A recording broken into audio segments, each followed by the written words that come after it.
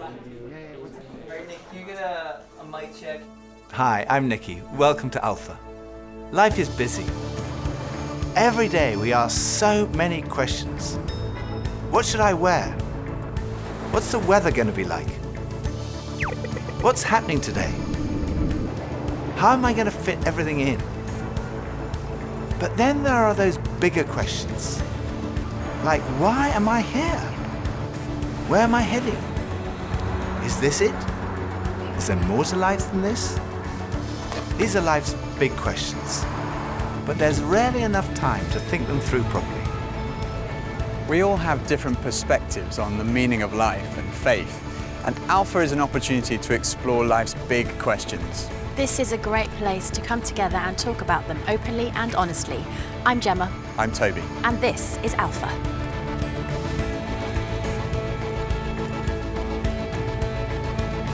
Where do I go and have big life questions? That's hard.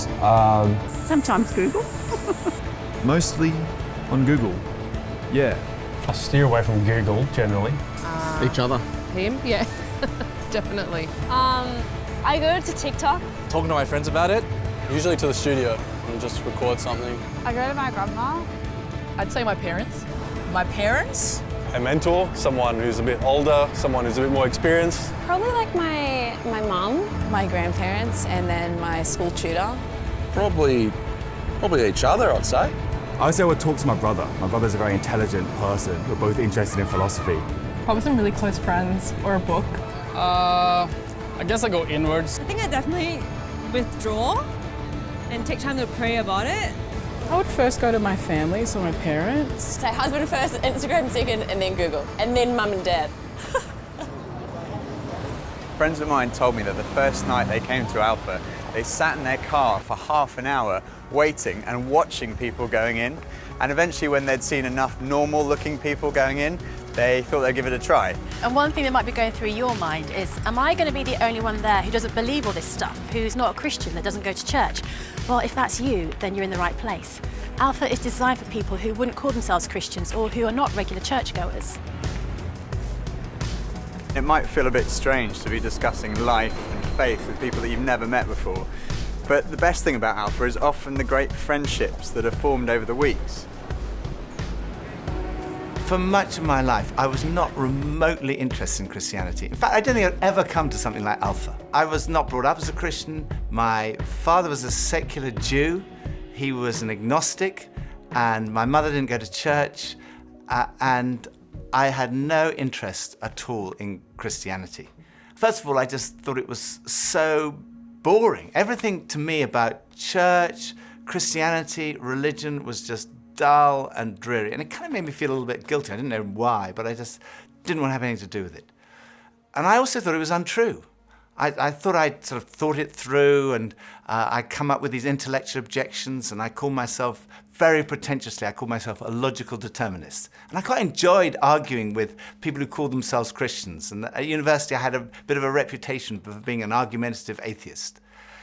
And I also thought it was irrelevant to my life. I couldn't see how someone who'd lived 2,000 years ago, 2,000 miles away, could have any relevance to my life today. It just seemed outdated and irrelevant. But at the same time, looking back now, I would say something was missing. I say that because I don't think I was living in the moment. I was always looking forward to the next thing in life. So when I was at school, I was thinking, when I finish my exams, maybe that will be when I'm going to really start to enjoy life. I finished my exams, and then after about 3 weeks, I started to think there's got to be more to life than this. And I thought, well, maybe when I've left school, that will be what life's all about. And then I left school, and after about 3 weeks, I started to think, there's got to be more to life than this. I thought, well, maybe the answer is to get a girlfriend. And somehow, I don't know how I managed it, but I managed to find a girlfriend.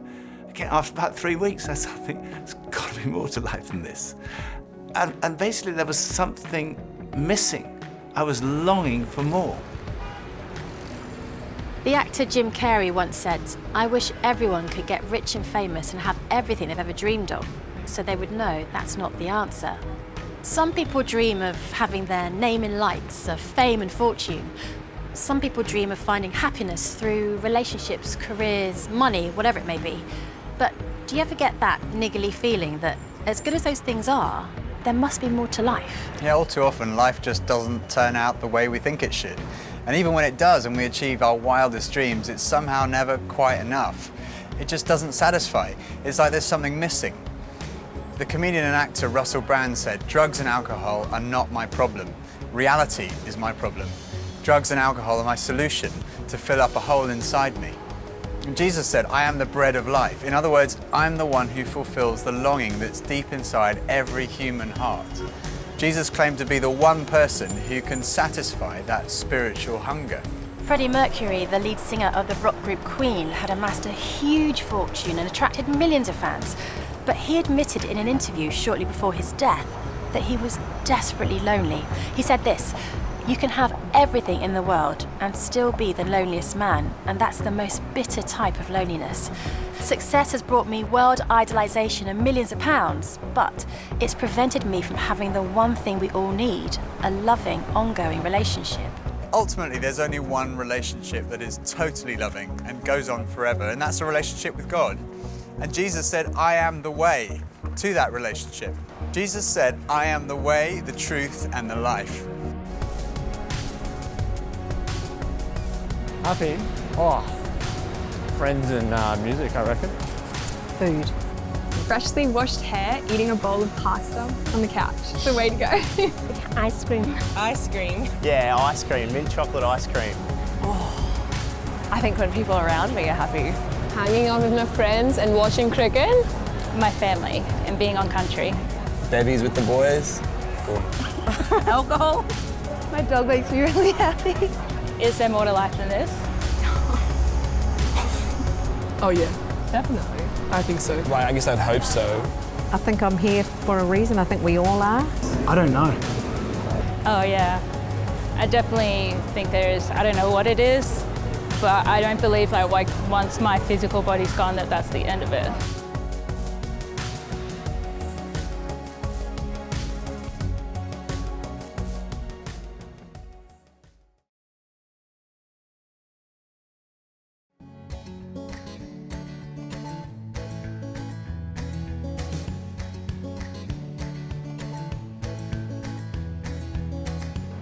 When I was about 17, I was sitting having a burger with two friends, and we were looking out the window and commenting on a few of the stores across the street, and I suddenly realized that I couldn't read any of the signs, even if I squinted.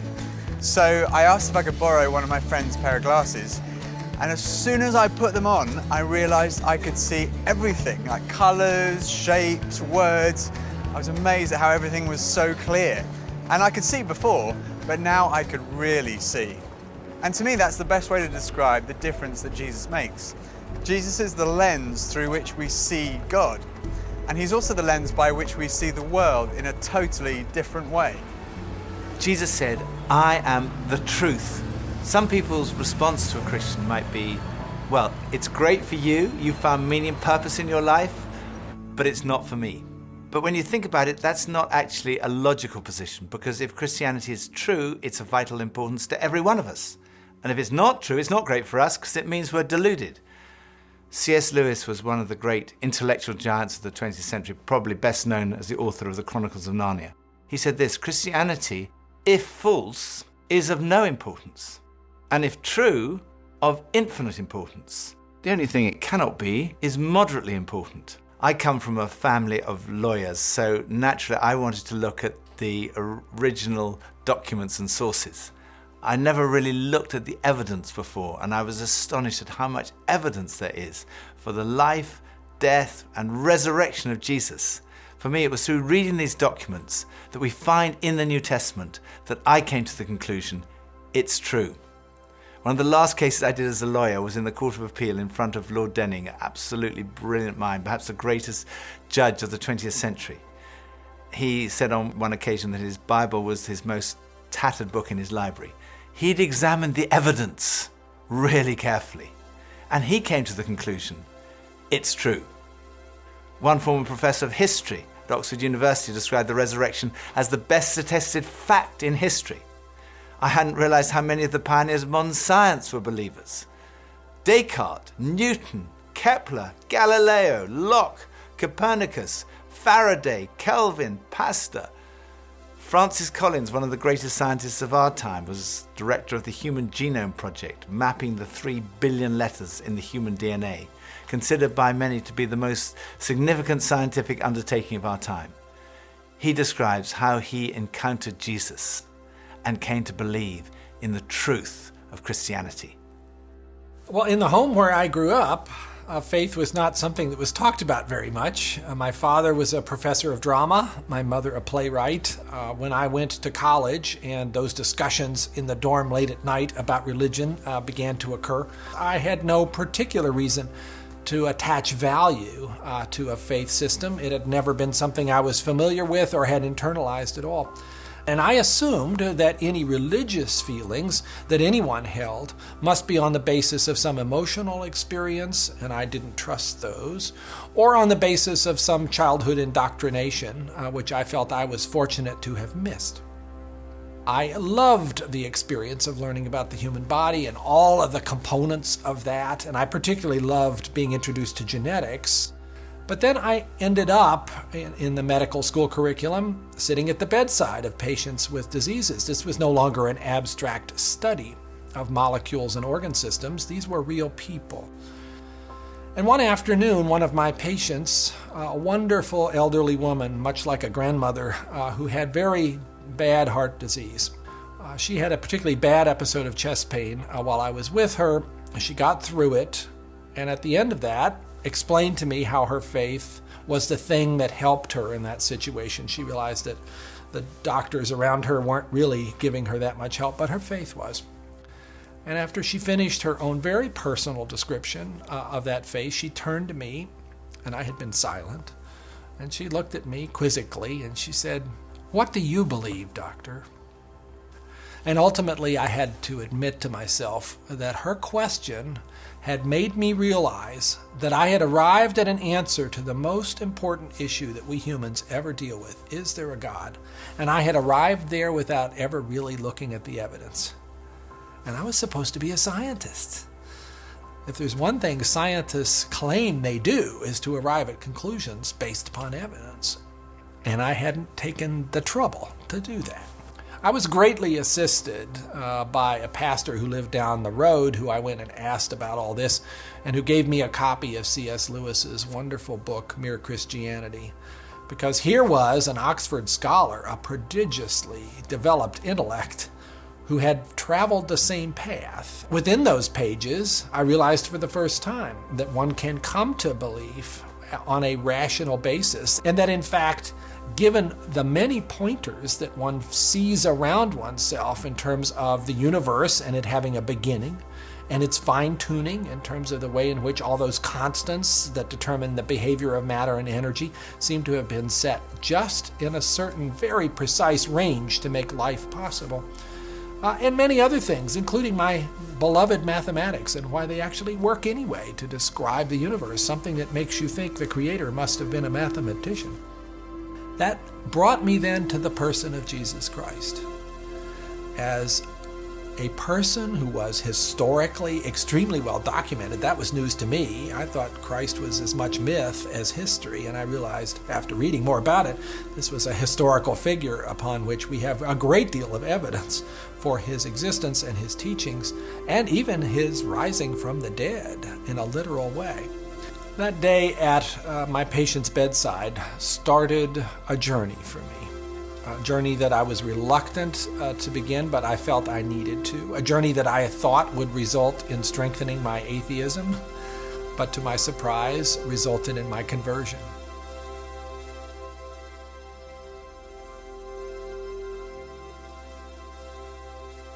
Oh, that's a good question. Why are spiders so scary? I don't know, I'd probably say like, is the Loch Ness Monster real? Something like that, man. It would be the one thing that I feel like everyone asks is why do bad things happen? Yeah, why there has to be so much hurt and why people have to suffer so much. Why create the world? I think I'd be like, why humanity? It's so flawed.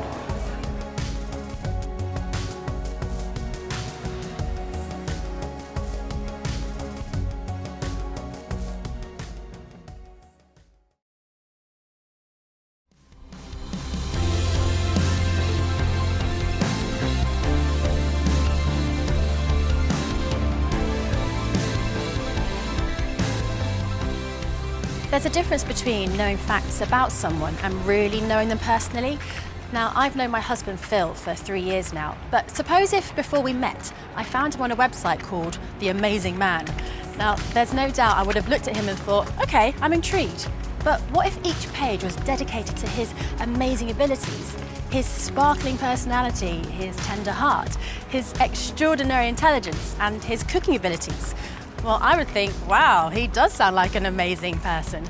But that's head knowledge. But I also have the privilege of being married to him, and I know that he's an amazing person, which is knowledge that comes from experience of relationship, and that's heart knowledge.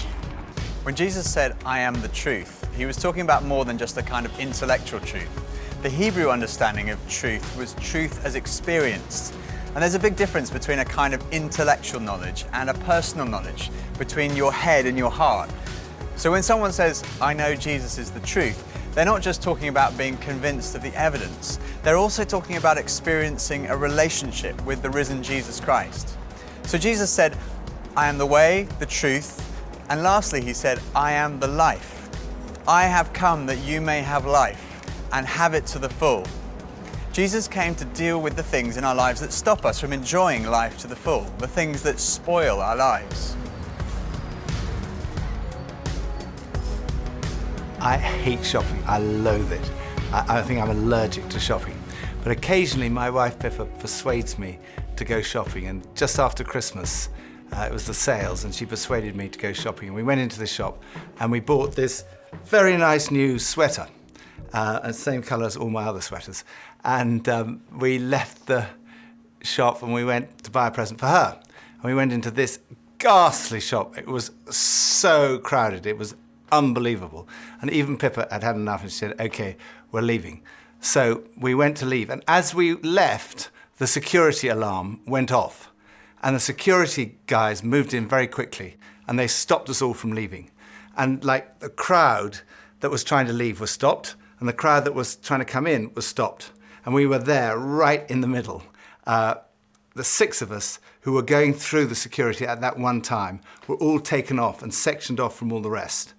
And they wanted to see which one of the 6 of us had set off the alarm. So they sent one of them through, and that was fine. They obviously hadn't set it off. Then they sent the next one through. They obviously hadn't set it off. Then the 3rd, then the 4th. None of them set it off. So it was left with Pippa and I were standing there, and I thought, oh my goodness, I'm married to a shoplifter. It must be Pippa who's got set off the alarm. So they sent her through, and she didn't set it off. So I thought, oh my goodness, I've obviously got something. Someone must have planted something on me. I'm going to be arrested, I'm going to be sent to prison. All the crowd were watching, both sides. They were just watching this criminal who'd been caught going through. So they went through, and as I went through, the alarm went off. They took me to the side.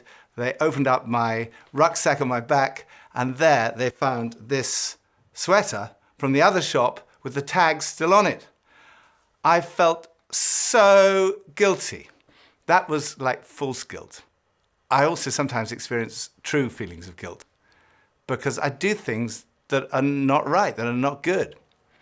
And this is the wonderful news that God loves you and he loves me.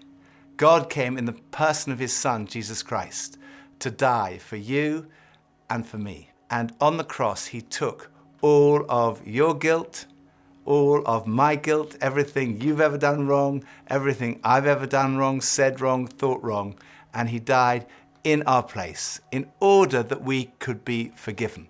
And forgiveness, C.S. Lewis said, it's like a recording of our life wiped completely clean.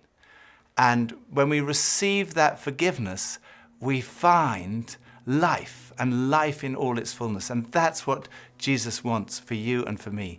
Life in all its fullness. Life at its very, very best. I think for so many years, I always just strived to be strong in myself. And it was as if that all I needed was me and my buddies and, we'd be like invincible. But the truth is, none of us are. And I don't want to do this thing called life. I don't want to do it on my own. And it kind of feels like my longing for this light inside is now stronger than my fear of what others might think. And people often ask, well, doesn't that make faith like a crutch.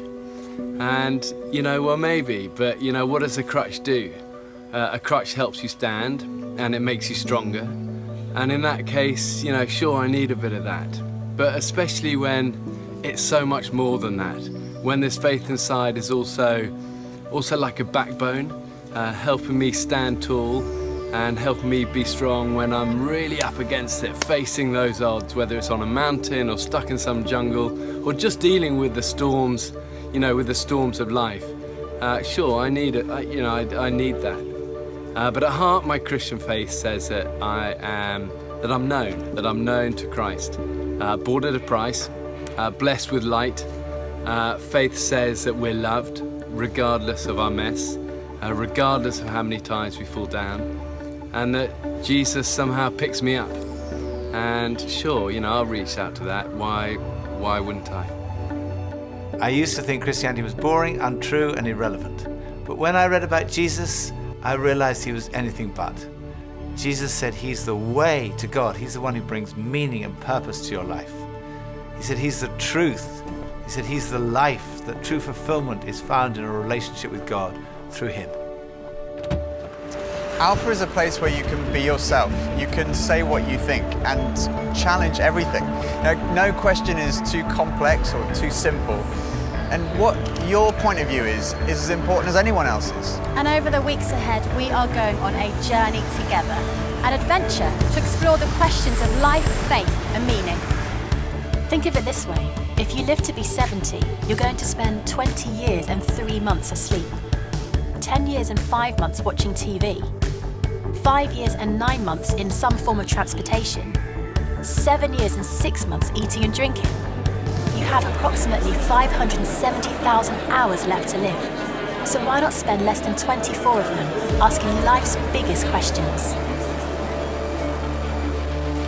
Welcome to Alpha.